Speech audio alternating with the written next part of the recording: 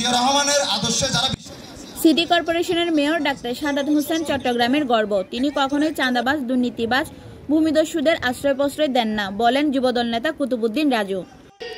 উনার মতো প্রতিটা গড়ে গড়ে যেন ডাক্তার সাদাত হোসেন গড়ে উঠে। উনি একজন চট্টগ্রামের অভিভাবক। উনি দুর্নীতিকে প্রশ্রয় দেয় না, জবরদখলকে প্রশ্রয় দেয় না, চাঁদাবাজিকে প্রশ্রয় দেয় না।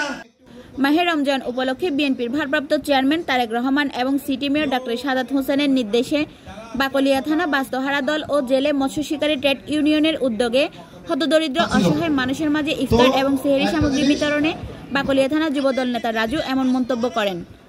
বাকলিয়া থানা বাস্তহারা দলের সাধারণ সম্পাদক মোহাম্মদ রফিকের সভাপতিত্বে অনুষ্ঠান সঞ্চালনায় ছিলেন ৩৫ নং ওয়ার্ড যুবদল নেতা মানিক ফয়েজ। এই সময় প্রধান অতিথির বক্তব্যে বাকলিয়া থানা যুবদল নেতা কুতুবুদ্দিন রাজু বিএনপির ঘোষিত ৩১ দফা লিফলেট বিতরণ করেন।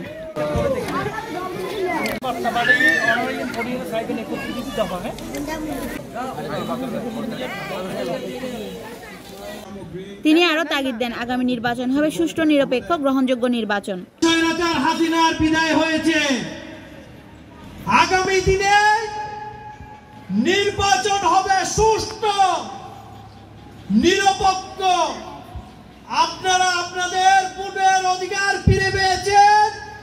হাসিনা সরকারের বিদায়ের মধ্যে দিয়ে আপনাদের ভোট আপনারাই দিবেন, যাকে খুশি তাকে দিবেন।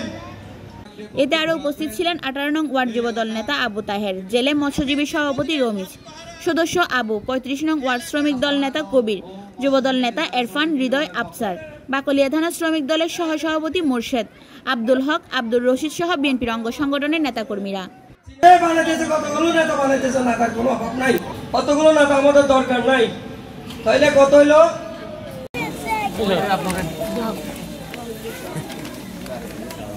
Desk news, channel city.